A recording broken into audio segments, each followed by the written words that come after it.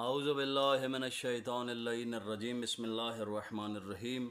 الحمدللہ الذی جعلنا من المتمسکین بولایت امیر المومنین علیہ الصلاۃ والسلام۔ السلام علیکم مومنین، کیسے امید کرتے ہیں آپ سب خیریت سے ہوں گے۔ دعا ہے خداوند متعال آپ کو ہمیشہ صحت و سلامتی اور درازی عمر عطا فرمائے۔ جیسا کہ آپ کو پتہ ہے کہ ماہ سفر المظفر کا پہلا جمعہ آ چکا ہے، اور اس دن کا ایک خاص عمل ہے جو کہ مولا علی علیہ الصلاۃ والسلام نے بتایا ہے، وہ آپ کے سامنے عرض کریں گے۔ تو ماہ سفر المظفر کا یہ جو پہلا جمعہ ہے، جمعہ ویسے بھی بہت فضیلت والا دن ہے، جمعہ ویسے بھی بہت زیادہ برکتوں اور عظمتوں والا دن ہے۔ تو اس دن خالق کائنات ہزاروں لوگوں کو جہنم کی آگ سے آزاد فرماتا ہے اور جنت میں داخل کرتا ہے، ہر ایک ساعت کے بدلے۔ تو آج کے دن جو ہے کوئی بھی اگر آپ عمل کریں گے جمعہ والے دن تو اس کا ثواب بہت زیادہ ہے۔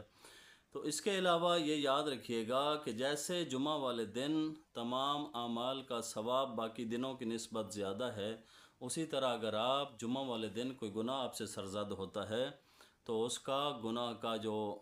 معیار ہے اور جو آپ کا گناہ ہے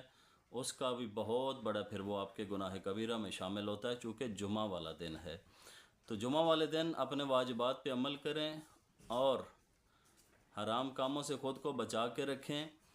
یاد رکھیں جمعہ والا دن بہت فضیلت اور برکت والا دن ہے۔ تو مولا متقیان علی ابن ابی طالب علیہ الصلاۃ والسلام نے اسی جمعہ کے دن جو ہے وہ مولا نے ایک عمل بتایا ہے کہ اگر کوئی انسان ماہ سفر المظفر کا جو پہلا جمعہ ہے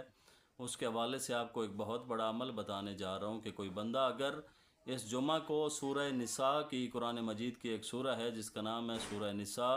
اس کی تلاوت فرمائے گا تو خالق کائنات اس کو فشار قبر سے محفوظ فرمائے گا۔ فشار قبر کیا ہے کہ جب